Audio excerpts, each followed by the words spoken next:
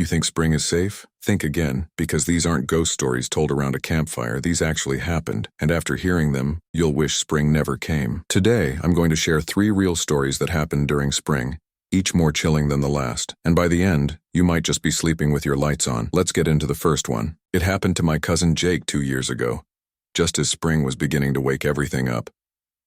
You know that weird time in March when the snow starts melting, but the air still bites a little, and the trees are bare like skeletons stretching toward the sky? That's when it started. Jake had always loved being out in nature. He used to go on solo hikes all the time, especially in this old forest near his town in Vermont. There was a trail called Black Hollow, kind of forgotten, kind of creepy, but Jake liked that. Said it gave him peace and quiet. But that changed on one particular hike. He left around 3 p.m., planning to be back before sundown. The trail looped for about 6 miles and cut through thick woods past a stream, then circled back. Jake had done it a dozen times, no big deal. About a mile in, he started hearing this soft whistling. Not like a bird, not natural. It was too steady, too human. 4 notes, over and over again. He didn't think much of it at first. Maybe another hiker. Maybe someone walking with a dog. But every time he paused to listen closely, it stopped, and when he started moving again, the whistling picked back up, always from somewhere behind him. Jake told me that the whistling was faint, almost playful at first. But as he got deeper into the woods, it started feeling wrong, too constant, too close, like someone was following him just far enough to stay out of sight. He turned around a few times, thinking maybe a kid was messing with him, or another hiker was messing around. But there was never anyone there. By mile 3, things got worse. He reached the part of the trail that runs along a small creek. Usually it's peaceful, running water, birds chirping, the whole spring vibe. But that day it was dead quiet. No water sound, no birds, nothing. And then the whistling came back, louder now. 4 sharp notes, always the same. Jake said it. Felt like whoever was doing it had gotten closer. Too close. He called out, "Hey, who's there?" Just silence. Not even an echo. He picked up his pace, heart pounding a little harder. Every few minutes, the whistling would start again from somewhere off the trail. Not always behind him anymore, sometimes to his right, sometimes left. It was like something was circling him in the trees. When he reached mile 4, he found something that made his blood run cold. There was a small pile of rocks stacked in a strange way right in the middle of the path, like someone had built a weird little tower. Sitting on top was a feather, black, long, and it looked wet, like it had been dipped in something dark.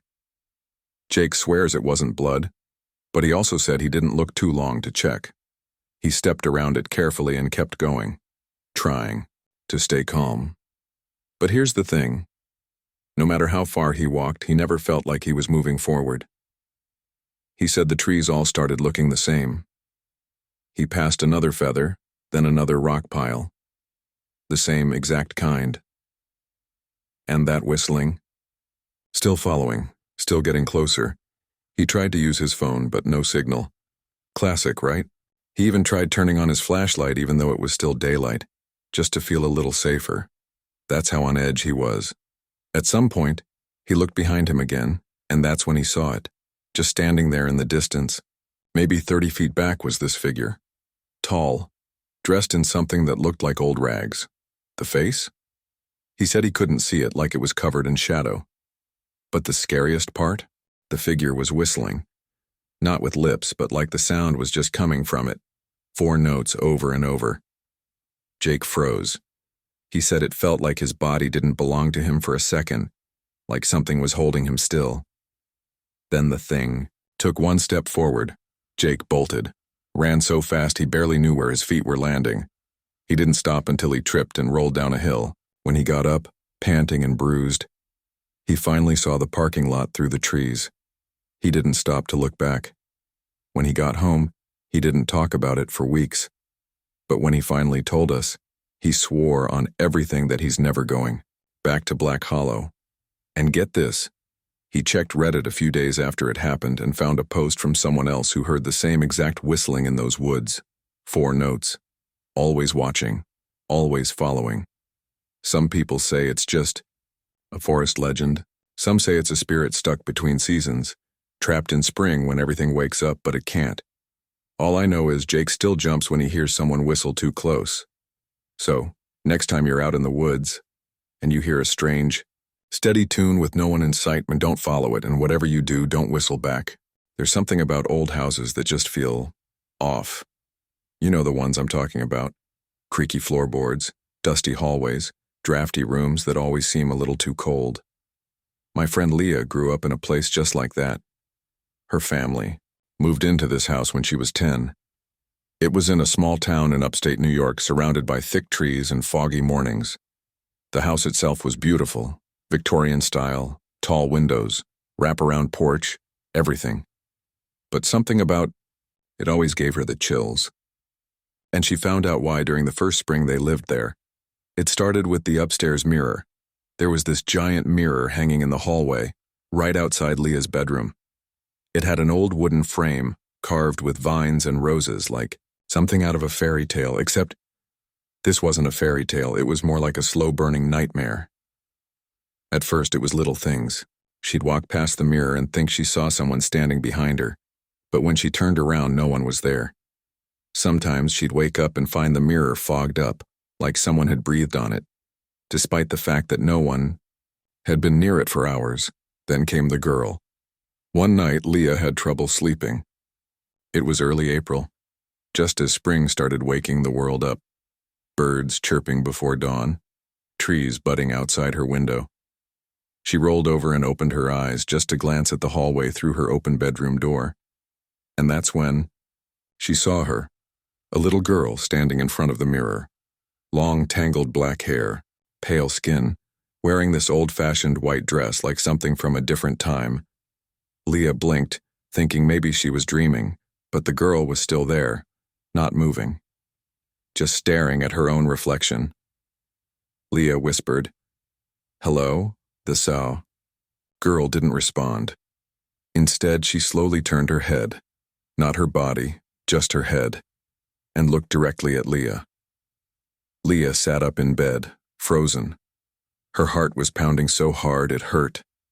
The girl smiled, not a friendly smile, not a kid smile. This smile was cold, empty, like she knew something Leah didn't. Leah reached for her lamp, and in the second it took to turn it on, the girl vanished. No sound, no footsteps, nothing. The next morning, Leah told her parents, "But you already know." What they said, "You were dreaming. It was just a shadow. Maybe it was a trick of the light." But Leah knew what she saw. From then on, the mirror started acting weird. Every night around 3 a.m., Leah would hear soft knocking sounds. Not from the front door, not from the walls, from inside the mirror. Like something was tapping from the other side. She started avoiding it. Wouldn't even look into it during the day, but that only made things worse. One night she woke up to a faint giggle. Not outside, not from her phone. It came from the hallway. She got out of bed slowly, every part of her screaming, "Don't look," but she couldn't help it. She peeked through her door and saw the girl again. But this time, she wasn't standing in front of the mirror. She was inside it, pressed against the glass with both hands flat like she was trying to push through. Her mouth was open in a silent scream, eyes wide. Still smiling, Leah slammed her door and didn't sleep the rest of the night. The next morning, something new appeared. Fingerprints, tiny ones, all over the inside of the mirror. Like someone had been crawling around behind it, leaving smudges along the glass. Leah's parents finally started to believe her when her younger brother said he saw a girl in white walking down the stairs in the middle of the night. Except, Leah's the only girl in the house. They had the mirror taken down and put in the attic. They figured it was old. Maybe it was reflecting weird shadows. Maybe it was just messing with everyone's heads. But that didn't stop her. The next spring, Leah found a handprint on her bedroom window. On the inside, And guess what? The attic had been locked the entire time. She doesn't live in that house anymore. Her family moved out a year later, but she swears the girl followed her. Every spring, she says it starts again. Giggles in the hallway, tapping on windows, foggy glass that wasn't touched by anyone. She thinks the girl is tied to her now. Not the house, not the mirror. Her. And honestly, I believe her. Because once when I stayed the night at her new place, I woke up around 3 a.m. to go to the bathroom. And as I passed by the mirror in the hallway, I saw the girl too. She was standing just behind me, smiling. Every family has their own version of spring cleaning. Some people just vacuum and call it a day. Others go full-on purge mode. Attic, basement, closets, every corner. And then there's what happened to Brandon's family. Brandon lived in an old farmhouse in rural Indiana. Quiet place. Endless fields. The kind of house with history. His grandparents had lived there before him, and their parents before that. It had that old soul feeling, but also that heavy, uncomfortable stillness, like the walls had seen things and weren't quite done watching. That spring, Brandon's mom decided it was finally time to clean out the root cellar. It had been locked and ignored for years, mostly, because it creeped everyone out. It wasn't like a regular basement, it was dug into the ground, all stone walls and a dirt floor, with one single flickering bulb hanging from a rusty chain. You had to pull up a heavy wooden door in the floor of the pantry to even get to it. Brandon had only been down there once when he was younger. And that was enough. It smelled like mildew and earth and something else he couldn't explain. Something sour. His grandma used to say, "Some doors are better left closed," and everyone assumed she just meant the cellar. Now he wasn't so sure. But that spring, they ignored the warnings. On a sunny Saturday, Brandon's dad pried the door open, kicked down the ladder, and dropped into the cellar like it was no big deal. Brandon and his mom followed, flashlights in hand. The place was a mess.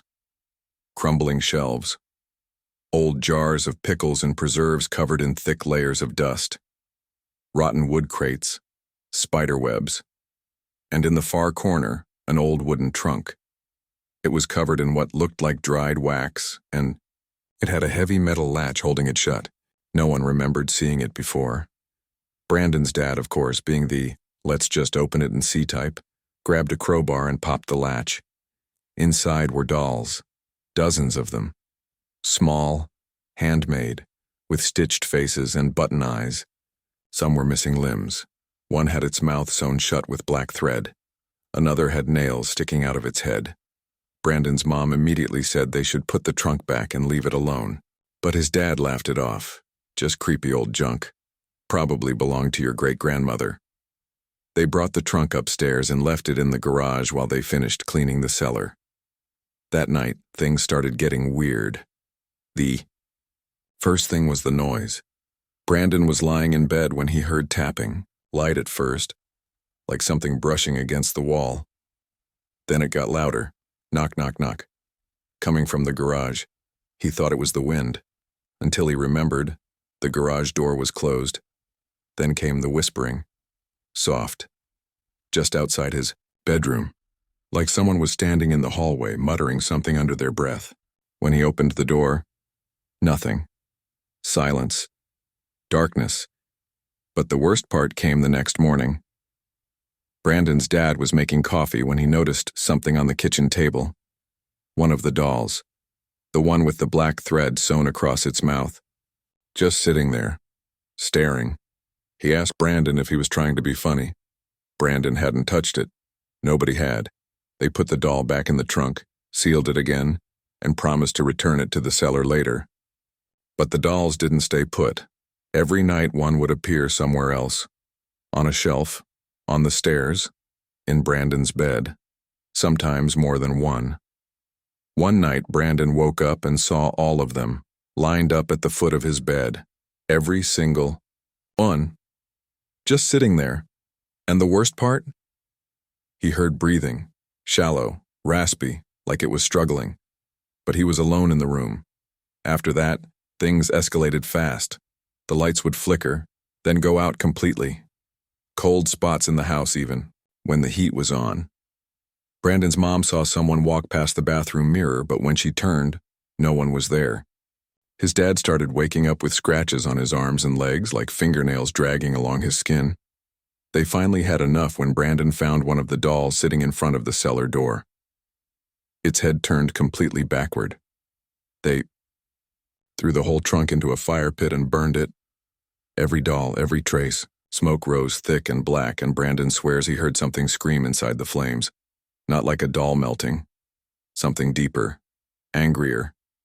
After that, the house went quiet. No more whispers. No more movement. Just silence. But here's the thing. Last spring, Brandon was cleaning out the attic of his new place. He found a single doll tucked inside a box of old books. Its eyes were missing. Its mouth was sewn shut. And this time, he lives alone.